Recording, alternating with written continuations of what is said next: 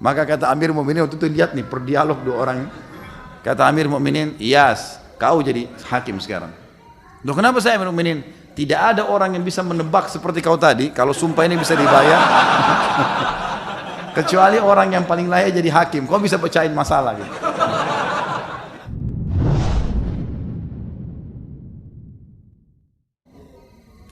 Hakim yang dititik beratkan pada bahasan kita sebenarnya adalah bukan hakim pemerintahan. Walaupun tadi makna hakim saya sudah jelaskan, masuk di antara pemerintahan. Karena ada bahasan sendiri, dosa besar pemimpin yang zalim. Ada sendiri. Kita sekarang bicara tentang hakim yang dijelaskan lebih khusus lagi. Yaitu hakim pengadilan. Hakim pengadilan. Maksud dalamnya adalah jaksa. Ini juga sama. Harus menerapkan hukum-hukum Allah. Keadilan. Hakim itu dalam Islam harus betul-betul orang alim yang faham tentang hukum-hukum Allah, memahami tentang kasus-kasus masalah masyarakat gitu kan, yang harusnya memang ya dipecahkan dengan bijaksana. Contoh, pernah ada salah satu khalifah Umawi, dia ingin memilih dari dua orang ulama tabi'in agar menjadi hakim. Satu Iyas Al-Muzani, yang satu ini saya lupa namanya, kalau tidak salah namanya Muhammad. Iyas dan Muhammad ini dua orang ulama tabi'in yang masyhur sekali dengan ilmunya. Maka khalifah memanggil lalu mengatakan salah satu dari kalian harus menjadi hakim di Baghdad, di Irak. Nggak bisa enggak. Maka dua-duanya ini saling mendukung saudaranya. Si Muhammad bilang, ya Amir Mu'minin, dukunglah Iyas, karena Iyas ini lebih cerdas daripada saya, lebih tahu hukum gitu kan, lebih faham dia. Maka kata Iyas tahu nih dia akan ditunjuk menjadi hakim. Lihat bagaimana para ulama-ulama kita menolak jabatan ini karena takut terjerumus dalam dosa nantinya. Maka Iyas mengatakan, ya Amir Mu'minin, kalau anda mau mengetahui siapa di antara saya dan Muhammad ini yang lebih alim, jangan tanya dia, jangan tanya saya, karena pasti kami saling menuduh nih. Saya saling mengatakan ini lebih pintar dan lebih pintar. Tapi anda tahu di Irak ini ada ulama-ulama besar yang bisa jadi rujukan seperti Hasan Basri, Sa'id ibn Musayyab, gitu kan? Ada beberapa ulama. Tanya kepada mereka tentang siapa saya, siapa si Muhammad. Rupanya si Iyas ini tidak terlalu dekat dengan Hasan Basri dan tidak juga dekat dengan si Sa'id ibn Musayyab. Yang dekat justru si Muhammad nih. Muhammad ini dalam kisah ini dikatakan tahu kalau si Iyas mau jurumuskan dia, mau jadikan dia sebagai hakim. Dia bilang, ya Amir Mu'minin, enggak usah tanya orang-orang itu.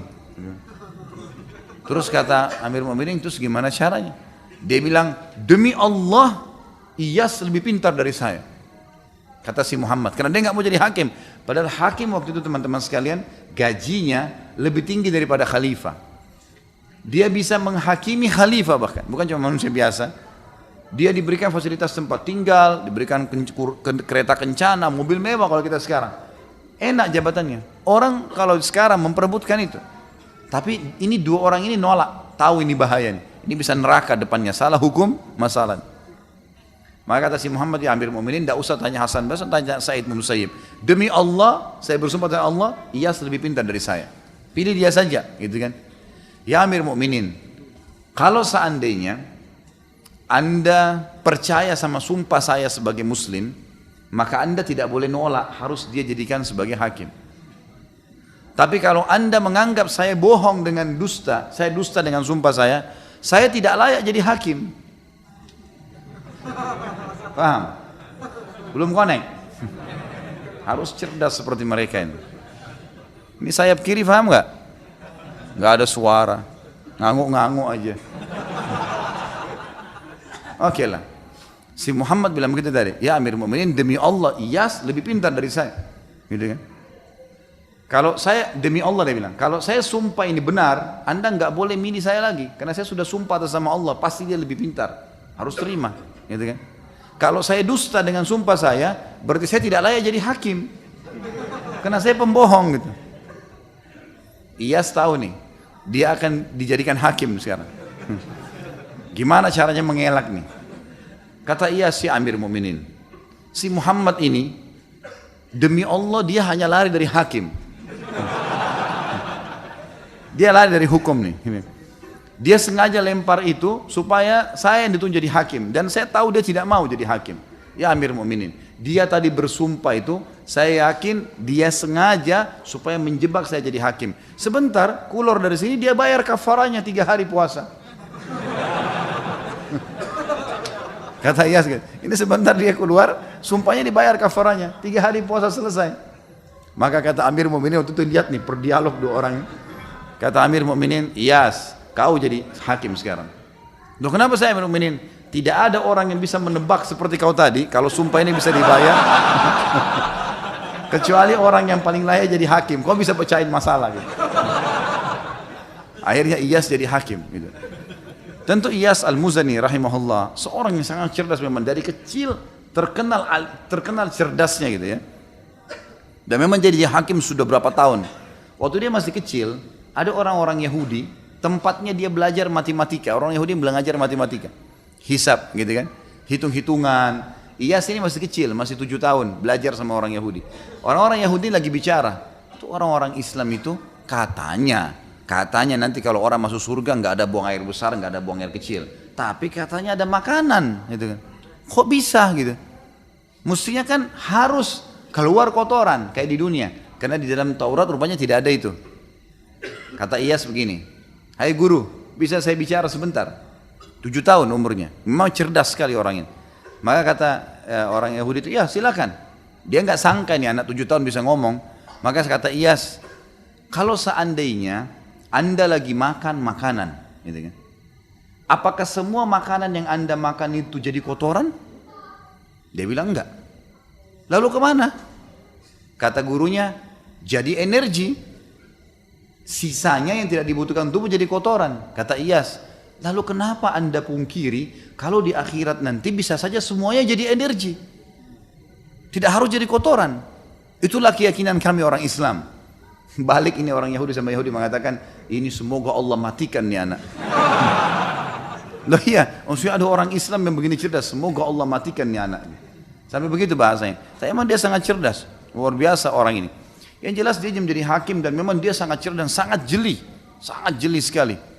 Ada beberapa kasus yang diangkat atau yang dibahas dalam Iyas Al-Muzani rahimahullah, orang yang luar biasa. Pernah ada 2 orang lagi bertengkar nih, ribut. Rupanya pernah utang-utangan, si A sama si B pernah utang. Si A utang sama si B. Sepakat ketemu di satu pohon, kemudian dikasihlah uang itu. Berjalan waktu, rupanya si A ini nggak ngakuin. Nggak ada tulisan. Gimana caranya? Sampai ke pengadilan. Hai Hakim Iyas, bagaimana jalan keluarnya nih? Gitu. Kata Iyas, mana dalilmu? Mana hujjahmu? Disampaikan kepada orang yang menuduh ini, yang menggugat, yang punya uang. Dia bilang, ini teman saya kenal. Di bawah pohon kami janjian. Dan saya kasih dibungkus warna biru, duitnya ada.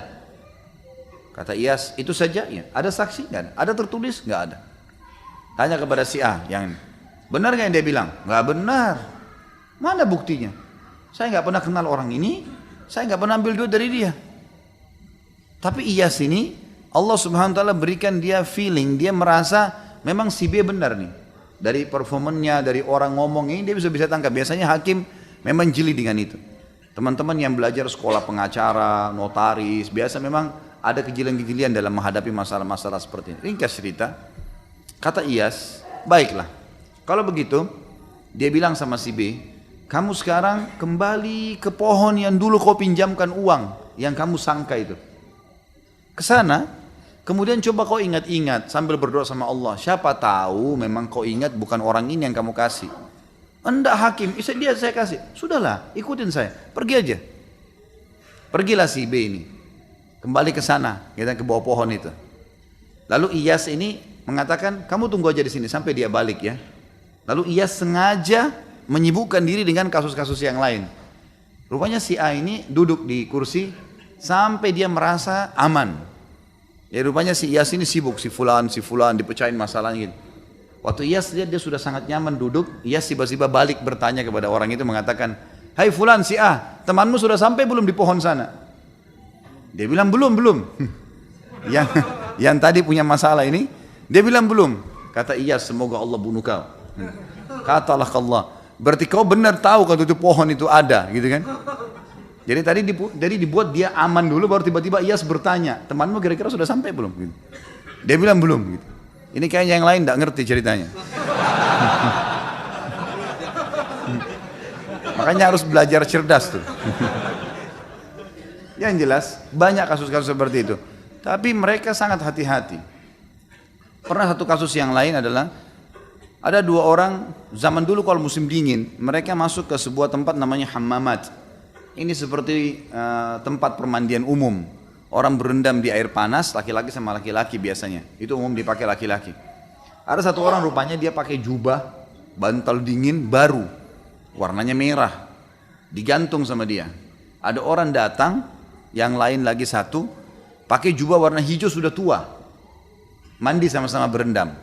Rupanya yang pakai mantel hijau ini pencuri. Waktu dia lihat mantel bagus di sebelahnya, mahal, gitu kan?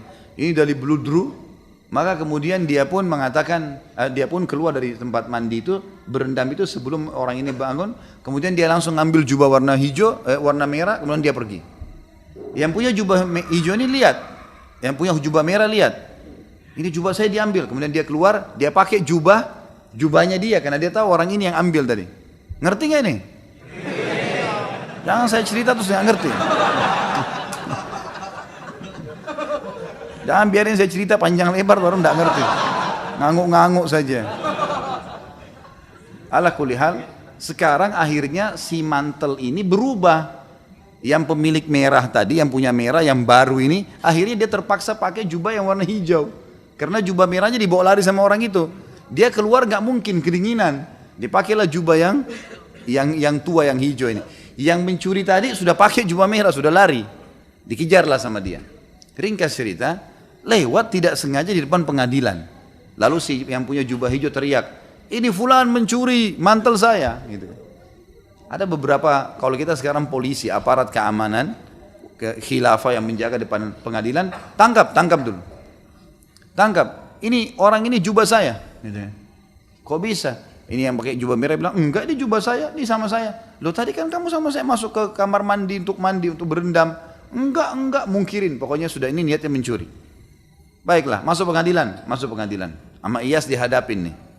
Apa masalah? Nih jubah, inilah ceritanya seperti ini. Bagaimana pendapat kau nih yang pakai jubah merah nih, si pencuri? Ini jubah saya pakai, jelas-jelas punya saya. Dari mana ini orang ngaku? Gitu. Memang dasarnya mau mencuri. Kata Iyas kepada yang satu, apa alasanmu? Dia bilang nggak ada, ini memang baru saya beli. Tapi buktinya sekarang kok pakai warna hijau nih? Loh, saya pakai tadi karena kalau saya nggak pakai saya kedinginan untuk ngejar dia.